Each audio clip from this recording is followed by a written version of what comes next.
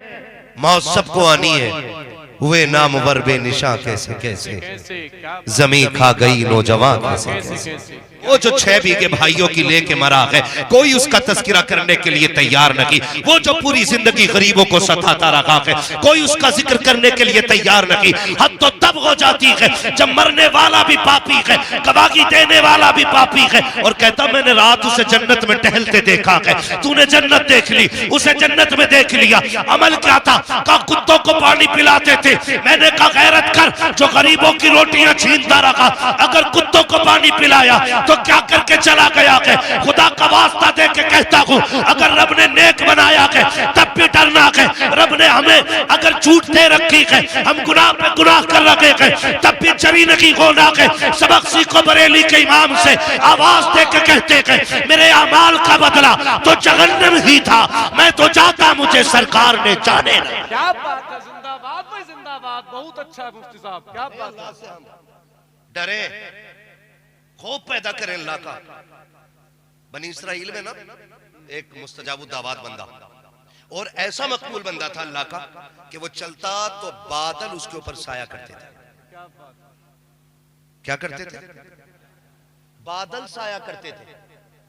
अब वो एक दिन अपनी इबादत गाह से निकल रहा था, तो किसी गुनाहगार बंदे के दिल में आई, क्यों ना यार मैं इस अच्छे आदमी से मुसाफा कर लूं, हो सकता खुदा मुझे भी नेक बना दे, है ना।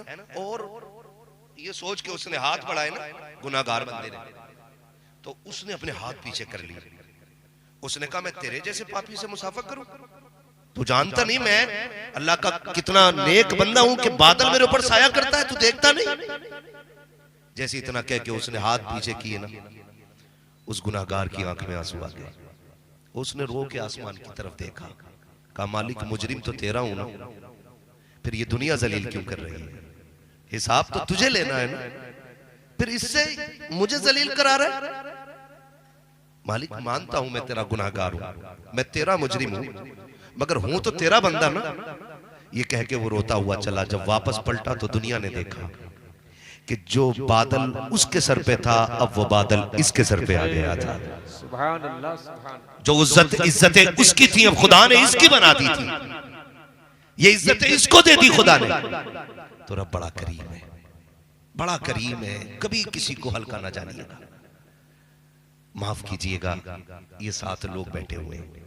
कितने बैठे हुए हैं? 7 लोग बैठे हुए हैं। इस इदारे पे तकरीबन 35 से 40 बच्चे इस इदारे में रहते हैं। क्यों भाई कारी साहब, सदर साहब किबला, 35 से 40 बच्चे लगभग इस इदारे में रहते हैं और यहीं पे खाना खाते हैं। ऐसे ही है ना? आप अगर सच हो तो गवाही दें, वरना मसला कोई नहीं। कितने बच्चे यहां रहते हैं? 35 से 40 बच्चे। खाना कहां खाते हैं? मदरसे में। लेकिन जानते हो तकलीफ हमें तब नहीं होती है जब कोई इनकी जिम्मेदारी नहीं उठाता है। तकलीफ हमें तब भी नहीं होती है जब कोई इनसे खाने को नहीं पूछता है। हमें तकलीफ तब होती है जब कोई इन कुरान वालों को हिकारत की नजर से देखता है। जी। अगर पैसा आ जाता ना बंदे पे, माफ करना, ये दौलत कभी किसी की नहीं हुई। जब कारून जैसों का खजाना जमीन में धसा दिया, तेरी मेरी औकात क्या है? क्या बात है, क्या बात। कितना खजाना, एक थोड़ा अल्लाह निकालते सारी जायदाद बिक जाती है। फालिज मारते जबान तो चुटकियों में सारी मिट्टी में मिल जाती है। कितनी तुमने भी देखी होंगी, मैंने भी इतनी सी उम्र में देख लिया, जो पहले कभी अमीर होते थे आज अपने वक्त के सबसे गरीब बने बैठे। ये निजाम कुदरत है। तो अगर पैसा किसी के पास है ना, तो फिर कुरान वालों को बड़ी इकारत से देखता है। हाफिज जी, अच्छा हाफिज जी, बस आप खुद अंदाजा लगाइए, इन कुरान वालों की दावत उस वक्त तक होती ही नहीं है, कोई करता ही नहीं है जब तक उस घर में कोई मर ना जाए। अल्लाह, गलत कह रहा हूं मैं? उस वक्त तक इन कुरान वालों को एक जोड़ा कोई कपड़ा नहीं बना सकता जब तक अब्बा या अम्मा की बरसी का दिन। बहुत अच्छा इशारा है, क्या बात। ये इज्जत दी हमने इन्हें। हमें अमेरिका से तकलीफ है, हमें लंदन फ्रांस से तकलीफ है, ये तो बहुत बात की बात है, मगर बताना जब अब्बा के 40वें के भगोने पे सबसे पहले कुरान वालों को पूछा गया था, तो जब तेरे बेटा दूल्हा बन के दुल्हन लेके आया था तो वलीमे में इन कुरान वालों को क्यों भुला दिया गया? क्या ये इस लायक नहीं थे जो तेरे दस्तरखान के मेहमान बन जाते? पहली बात तो ये कि इन्हें मैयत से नीचे खाना नहीं खिलाया जाता है, जब कपड़े भी तब बनते हैं जब कोई मर जाया करता है। और तुम्हें खुदा का वास्ता सिर्फ मैयत के कपड़े ना पहनाया करो, अल्लाह तुम्हें तौफीक दे, ईद के दिन कुरान वाले का हाथ पकड़ बाजार लेके जा और कह सुन, जो कपड़ा मेरा बेटा पहनेगा वही कपड़ा हुजूर का मेहमान पहनेगा, वही कुरान वाला पहनेगा। गारंटी देता हूँ शायद तेरी ईद की नमाज से भी खुदा इतना राजी ना हो जितना कुरान वालों की खिदमत से खुदा राजी हो जाए। क्या बात है, क्या बात है। नारे तकबीर, नारे रिसालत, फैजाने सरकारे मदीना, फैजाने सरकारे मदीना हजरत अल्लामा मौलाना मुफ्ती मोहम्मद हम्माद साहिब क़िबला। नारे तकबीर, नारे रिसालत। ये हमारे रवैये कुरान वालों के साथ क्या इज्जत की कसम खा के कहता हूँ 99% अगर किसी के अकाउंट में 2-4 लाख पड़े ना और कुरान वाला उसके पास से गुजर भी जाए ताहिर भाई, तो ऐसे करके देखता और वो खड़ा हो जाए ना तो हाँ हजरत ऐसे सरहाने बैठे रहेगा, कहेगा पहले तो अपने बिस्तर पे बैठने को नहीं बोले, आप जी कुर्सी दे दो भाई, खत्म। हाँ, और अगर कहेगा तो पाइती की तरफ कोई इशारा करता है, बैठो अभी जी बैठो। औकात क्या है तेरी? अल्लाह की इज्जत की कसम खा के कहता हूं कुरान की एक आयत और सारी दुनिया जमीन व आसमान की सारी दौलत अगर बराबर पल्लों में रखी जाए ना तो कुल कायनात मिलकर कुरान की एक आयत का बराबरी नहीं कर सकती है। सुभान अल्लाह। औकात क्या है, हैसियत क्या है? तू बोल रहे है इधर को बैठा दो, तुझे क्या लगता है मर कयामत होगी, अल्लाह फरिश्तों को हुक्म देगा जाओ जहां जहां मेरे कुरान वाले हैं उन्हें लेके आओ। कितनी उम्मतें होंगी? सारी उम्मतें, आदम से लेकर के आखिरी फर्द तक सारे खड़े होंगे। फरिश्ते कहेंगे मालिक ये तो बता लाने कुरान वाले उनकी कोई खास ड्रेस है ना, कोई बैच लगा है, कैसे पहचानेंगे उन्हें इतनी भीड़ में? कोई उनकी शनाख्त के लिए अलग कपड़े? हुक्म होगा ना, तो मालिक फिर पहचाने कैसे? रब फरमाएगा जाओ लोगों के मुंह सूंघना, जिसके मुंह से मुश्क की खुशबू आ रही होगी वही मेरे कुरान का कारी होगा। ये इज्जतें अल्लाह अता करेगा। आज अब्बा मर जाए 1.5 क्विंटल चना पड़वा रहा मस्जिद में लाके, 1.5 क्विंटल, ऐसे ही पढ़वाने वाला ऐसे ही पढ़ने वाले धड़ाधड़ लौट गया। हाँ हाथ हो गई हमारे यहाँ तो ऐसा हो जाए हजरत, बारे वालों को 2 मुट्ठी चने, चने वालों को 1 मुट्ठी, तो खाली कलमा पढ़ते उन्हें 1 मुट्ठी और बारे वालों को डबल। तो जिसे नहीं आता चनों के लालच में वो भी पारा लेके बैठे, वो भी पढ़ रहा है। ये उलमा बैठे हैं, मैं पूरी गारंटी के साथ कह रहा हूँ, कारी साहब क़िबला मौजूद है, ये कुरान के कारी लोग बैठे हैं, हाँ कुरान के उलूम के मास्टर लोग हैं। इनसे पूछो गलत पढ़ने वाले पे कुरान खुद लानत भेजा करता है।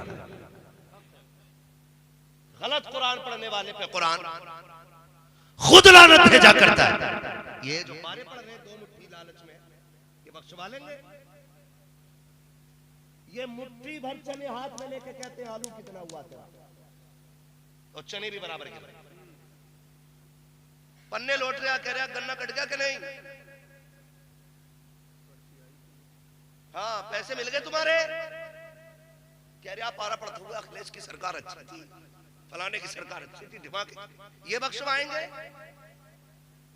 आज ले उनकी पनाह आज मदद मांग उनसे, कल न मानेंगे कयामत में अगर मान गए। हाँ कह रहे आज हाफिज जी बैठा इधर, इज्जत किया करो इनकी, और गारंटी है मेरी जिसके घर में बरकत ना हो ना, एक कुरान वाले के खाने की जिम्मेदारी अपने सर ले ले। आपने डोरियां भी बहुत ली होंगी, तावीज भी बहुत लटकाए होंगे, कई बार तो पीर लटकाने से भी बरकत नहीं आती है, क्योंकि बरकतें अल्लाह देता है, और बरकत तब मिलती है जब खुदा भी राजी होता है और मुस्तफा भी राजी होते हैं। हाँ भाई, वो पीर ही तो लटके हुए होते हैं, हर तीसरे दिन फूक रहा जाकर चौखट पे पूरा, वो लटका हुआ नहीं तो और क्या। फर्क है, पहले पीर ढूंढना पड़ता था, अब पीर मुरीद ढूंढता फिर जा, कोई रह तो इधर डाल दो, कोई रह गया होता। पीर वो अच्छा होता जो ढूंढने से मिलता है, और आज भी अल्लाह वाले गोशों में मिला करते हैं, ये याद रखिए। आज भी अल्लाह वाले तन्हाइयों में मिलते हैं, उनका शौक ही नहीं है मजलिस, उनका शौक ही नहीं है महफिलें, वो तो चाहते हैं हमारे और रब के बीच कोई तीसरा ना आए, वो जान छुड़ाना चाहते हैं। और आज क्या 6 दिन का बच्चा आपका, 6 दिन का खिलाओ, हमारी गोद में दे दो, ये कंडीशन है। और हमने भी पीरों का मतलब समझा, मुरीद होने का मतलब है मुर्गी के अंडे 3 हो जाए, भैंस दूध नहीं दे रही है तो पीर साहब जिंदाबाद, मुर्गा खो गया तो पीर साहब जिंदाबाद, बकरी खुल गई तो पीर साहब जिंदाबाद। ये इसलिए नहीं था, और ये सच्ची बात कह रहा हूं। आज खानकाहों में जाके बैठो तो दर्द वाले 99 आते हैं, 99 नहीं 100 आते हैं, लाखों में एक भी ऐसा नहीं आता जो ये कहे कि मुझे खुदा तक पहुंचना है। कोई मांगे खुदा का दर्द, किसे तलाश है खुदा की, किसे जुस्तजू है खुदा की। कोई कह रहा ट्रक खराब हो गया, कोई कह रहा 3 मंजिल बिल्डिंग चटक गई, कोई ये क्यों नहीं कहता कि वो रास्ता बताओ जिससे खुदा मिल जाता है। कोई ये क्यों नहीं कहता मुझे खुदा तक जाना है। जब ऐसे लोग थे ना तो पीर गरीब नवाज होते थे, मुरीद ख्वाजा कुतुबुद्दीन बख्तियार काकी होते थे। क्या बात है, क्या बात है, क्या बात है। जब ये लोग थे ऐसे लोग थे तो कोई चिराग देहलवी होता था, कोई महबूब इलाही बनता था, है ना, कोई खुसरू बनता था, कोई निजाम बन जाता था। कब? जब खुदा की जुस्तजू थी। आज तो है ही नहीं जुस्तजू। आज तो पीर साहब ये कहते हैं ना, तुझे 6 चिराग जलाने आके तो 6 मिनट मस्जिद में नहीं जाएगा, 6 चिराग आंधियों में जाके जला रहे, आंधियों में चिराग जला रहे जाके, और 5 बार हय्या अलस सलाह हय्या अलल फलाह, मतलब ही कोई नहीं। मुझे एक बात बता, जब देने वाला अल्लाह है, कौन है? सारे बोले कौन है? पीछे वाले क्यों नहीं बोल रहे भाई? चक्कर में तो नहीं है पड़ा हुए। देने वाला कौन? इतनी जोर से अपने रब को पुकारो कि ये दीवारें गवाह हो जाए। देने वाला कौन है? देने वाला कौन है? लेने वाला कौन है? सब चीज का मालिक कौन? खालिक कौन? तो उसे नाराज करके क्या खाक मिलेगा? कुछ सोचो, मिल सकता है? नहीं मिल सकता ना। अल्लाह को राजी करना। किसको राजी करना है? अल्लाह को राजी करना। और अल्लाह कैसे राजी होता है? वो कुरान में कहता है वलौ अन्नहुम इज़्ज़लमू अनफुसहुम जाओ। महबूब अगर ये अपनी जानों पर सितम कर लेना तो इनके लिए छूट ये है कि ये तेरी चौखट तक आ जाया करें। मेरा इमाम कहता वही रब है जिसने तुझको हमतन करम बनाया, हमें भीख मांगने को तेरा आस्था बताया, तुझे हमद है खुदाया, तुझे हमद है खुदाया। और फिर महबूब भी कैसा, हल्का फुल्का नहीं, यही बोले सिदरा वाले चमने जहां के थाले सभी मैंने छान डाले, तेरे पाए का ना पाया, तुझे यक ने यक बनाया, तुझे हमद है खुदाया, तुझे हमद है खुदाया। आओ ना हुजूर की चौखट पे, मांगो उनकी दर पे बैठ के खैरात, हम देखें कैसे नहीं मिलती है। लोग कहते हैं बहुत मांगा मिला नहीं। मैंने कहा तूने आला हज़रत की तरह मांगा ही नहीं, मांगे नहीं। गलत कह रहा हूं। ऐसे मस्जिद में कॉलर खड़ा करके, इमाम साहब एसी नहीं चल रही, क्यों? अब्बा की जागीर में बैठा है, पंखा चला के कॉलर हुई मार के फिर हाथ उड़ा कर रहा है। दुआएं से कबूल नहीं होती। दुआएं कब कबूल होती हैं? जब अपने आप को खुद से खत्म करो। इतने नीचे आ जाओ, इतने नीचे आ जाओ, इतने नीचे आ जाओ कि तुम्हें भी कहना पड़े, तुम्हें भी कहना पड़े कोई क्यों पूछे तेरी बात रजा, तुझसे कुत्ते 1000 फिरते हैं। जब नौबत ये आ जाएगी ना, तुझसे कुत्ते 1000 फिरते हैं, फिर देख पर्दे उठेंगे, तुझे भी महबूब का जलवा नजर आना शुरू हो जाएगा। लेकिन हम तो खसाब बन के मांग रहे, हम तो ठेकेदार बन के मांग रहे, हम तो वहां भी कॉलर खड़ा करके मांग रहे। वहां झुक के आया करो, वहां रो के मांगा करो, वहां गिड़गिड़ा के मांगा करो, वहां उसकी राह में खुद को फना करके मांगा करो। वो कहा था ना, मिटा दे अपनी हस्ती को अगर कुछ मर्तबा चाहे कि दाना खाक में मिलकर गुले गुलजार होता है। मैं क्या वजीफा बता रहा था आपको, क्या वजीफा बता रहा था? ठंड लग गई है? नहीं लगी ना ठंड?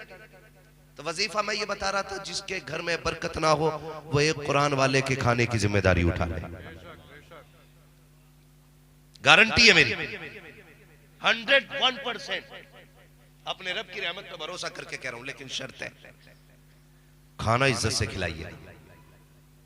ये जो डिस्पोजल में कुरान वालों को खाना दे देते हैं ना, ये पक्के दर्जे की हिमाकत और जिहालत है। इन्हें तो उस बर्तन में खाना दो जो तुम्हारे दस्तरखान का सबसे कीमती बर्तन है, और ये कहो इनसे कि चम्मच नहीं डालना है, बर्तन में अपनी उंगलियां डाल। सुना है इन हाथों से कुरान पकड़ता है, जब ये हाथ बर्तन में आते हैं खुदा की रहमतें बर्तन में उतर जाया करती है। इस इज्जत से खाना खिला के दे, फिर दे खुदा देता है कि नहीं। और हल्के में मत लेना, ये जो कुरान पढ़ने वाले लोग हैं आपको परदेसी लगते होंगे, कोई इन्हें लावारिस कहता होगा, कोई इन्हें सोचता होगा ये नादार है, इनका कोई नहीं है। लेकिन सुन, मैं तुझे बताने लगा हूं, एक बंदा है रोज रब के नाम पे एक रोटी सदका करता था। एक दिन हुजूर ख्वाब में तशरीफ लाए, आका ने फरमाया रोज रब की दावत करता मुझे भूल जाता है। उसने कहा हुजूर अल्लाह तो दावत से खाने से पाक है, आप ये क्यों कह रहे हैं? और हुजूर आपने मुझसे कहा कि तू रब की दावत करता है। हुजूर ने फरमाया हाँ। कहा मैं कैसे करता हूँ? कहा जब तू एक रोटी रब के नाम पे सदका करता है ना, तो खुदा की दावत का सवाब मिलता है। अल्लाह खाता नहीं है, अल्लाह खाता नहीं है, लेकिन उसके बंदे को आप खिला दीजिए, वो फिर अपनी दावत का सवाब अता फरमा देता है। उसने कदम पकड़े, कहा हुजूर ये तो ठीक है मैं खुदा की दावत करता हूं, लेकिन आपको कैसे बुलाऊं, आपकी दावत कैसे होगी? मेरे नबी ने फरमाया सुन, तेरे घर के पीछे चंद कुरान वाले रहते हैं, वो कुरान पढ़ने के लिए आते हैं। अगर तेरा जी चाहे कभी तेरे दस्तरखान पे अच्छा खाना बना हो तो थोड़ी सी रोटी ले लिया कर, कुछ बोटी ले लिया कर, जाके कुरान वालों को खिला दिया कर। आका कहते हैं सुन, जब तू रब के नाम पे देता है रब की दावत का सवाब मिलता है, और जब तू कुरान वालों को खिलाएगा तुझे मोहम्मद की दावत का सवाब दे दिया जाए। अल्लाह सुभान अल्लाह, क्या बात है भाई, जिंदाबाद भाई जिंदाबाद, क्या बात। ये है कुरान वालों की इज्जत, ये इज्जत अल्लाह ने इनको अता की है, तो इनको खाना खिलाने की कोशिश करो और लाया करो, खिलाया करो। और कभी कितने, ये बात भी मैं 100% कह सकता हूं कि जितने फारिग हो रहे हैं इनमें से कोई भी आईएएस का बेटा नहीं होगा, कोई भी आईपीएस का बेटा, कोई भी इंजीनियर का बेटा, कोई किसान का बेटा होगा, कोई मजदूर का बेटा होगा, कोई दुकानदार का बेटा होगा, है ना जी? सब ऐसे ही बच्चे होंगे, सब ऐसे ही बच्चे होंगे, लेकिन किसी दौलत वाले अमीर का बच्चा यहां नहीं होगा। क्यों? मेरे महबूब ने फरमाया कुर्ब क़यामत दीन सिमट के गरीबों में रह जाएगा। ये याद रखिए, किन में रह जाएगा? गरीबों में रह जाएगा। दीन किन में रह जाएगा? इतना आहिस्ता ना बोलो कि मुझे नींद आने लगे। किन में रह जाएगा? गरीबों में रह जाएगा। अच्छा एक बात और कर लूं, मुझे उनसे तो कोई मतलब ही नहीं है जिनको अपनी डिग्रियां प्यारी हैं या अपने पद प्यारे हैं। हम तो बस इतना जानते हैं कि जब तक बिके न थे तो कोई पूछता न था, तुमने खरीद कर हमें अनमोल कर दिया। हम तो बस इतना जानते हैं। लेकिन मैं जो बात कहने लगा हूं, हमारी कौम भी ना भेड़ की चाल चलती है, जिधर एक उधर सब। अब्बा का इंतकाल हुआ तो नौजवान को पता ही नहीं करना क्या है, तो दो चार बड़े बूढ़े कहते हैं कफन लेने जा रहे हो? हाँ। कि उधर से पेटी भी हदिया करा लाना, कुरान की पारों की पेटी हदिया करा लाना। इतनी पेटियां हो गई मस्जिद में कि मुसल्ले पे पेटियां और इमाम मेहराब के बाहर पूरी मेहराब पेटियों से भरी पड़ी। वो फिर पेटी पे पेटी, पेटी पे पेटी, पेटी पे पेटी, पेटी लाए जाए। बड़ाई साले सवाब अब्दुल गफ्फार, बड़ाई साले सवाब अब्दुल जब्बार, बड़ाई साले, ये पूरी जिम्मेदारी के साथ कहता हूं मैं, इतने उलमा बैठे, रखी रखी पेटियां कभी सवाब नहीं देंगे। उलमा बैठे, और मेरा ईमान तो ये है अगर कुरान कयामत में पढ़ने वाले की शफाअत करेगा तो तौहीन करने वाले की शिकायत करने का भी हक कुरान रखता है। अगर कयामत में कुरान बात ये मुझे सीने से लगा के रखता था, तो ये भी तो कह सकता अल्लाह इसे पकड़, इसने मुझे तौहीन की मेरी। जिस दिन से ला के मस्जिद में रखा था, पेटी मुड़ के इसने दोबारा नहीं देखा, मुझे दीमक खाती रही।